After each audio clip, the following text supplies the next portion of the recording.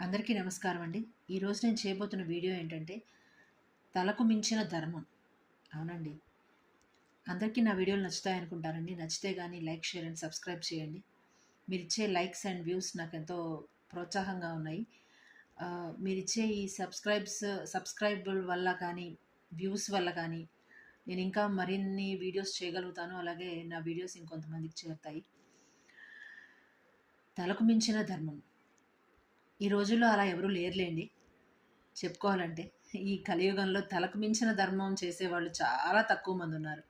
ఎక్కడైనా ఉన్నా ఒకవేళ అలాంటి వాళ్ళ గురించి చెప్పుకోవాలంటే ఆహ్, పాపం ఏదో హెల్ప్ చేయాలి అనే ఉద్దేశం ఒక 50% ఉన్నా, ఇంకో 50% ఏం చేస్తున్నారంటే పాపం ఇస్తే కొంత అమౌంట్ వాళ్ళకి హెల్ప్ అవుతుంది.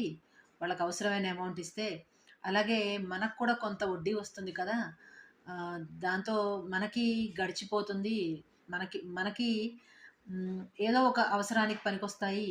లేదంటే వాళ్ళ అవసరము తీరుతుంది. మళ్ళీ ఎప్పుడైనా మనం ఎవరికైనా ఇవ్వాలన్నా కూడా మన దగ్గర ఎంతో అంతో కొంచెం ఎక్స్‌ట్రా ఉంటాయి అనే ఉద్దేశంతో కొందరుంటారు.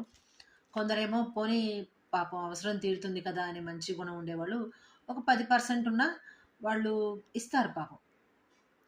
కానీ ఈ ఇద్దరు పాపం హెల్ప్ చేయాలని చేసినా, తిరిగి ఇచ్చేటప్పుడు ఇవ్వవలసిన వాళ్ళు మాత్రం అతి కష్టం మీద తిట్టుకుంటూ, ఇంకా కొందరైతే ఇవ్వనని ఎగ్గొట్టేవాళ్ళు కూడా ఉంటారు.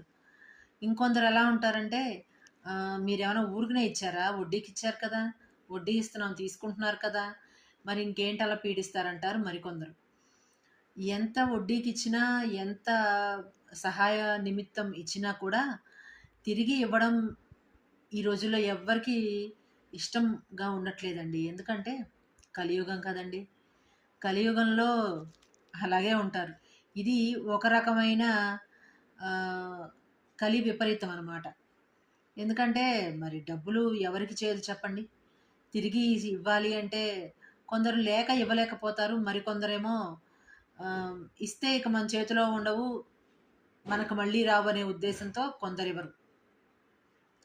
ఇంకా చెప్పాలంటే పాపం వాళ్ళు ఆహ్, అవసరానికి అని హెల్ప్ అని ఇచ్చిన వాళ్ళు పాపం పరిస్థితి బాగోకపోయినా పోనీ సహాయం చేస్తే మనకి ఏదో ఒక సాయం తర్వాత ఎక్కడో దొరుకుతుంది కదా అనే ఉద్దేశంతో ఎక్కడో చోట తంటాలు పడి తెచ్చిచ్చినా కూడా వీళ్ళు ఇవ్వడానికి ఇష్టపడకపోవడం చేత ఆహ్, ఆ అప్పుల భారం కూడా ఆ వసూలు చేయలేక ఆ డబ్బులు ఇవ్వలేని భారం కూడా వీళ్ళ మీదే పడి వీళ్ళు కట్టాల్సొస్తుంది. లేదంటే మాటలు అనిపించుకోవాల్సొస్తుంది.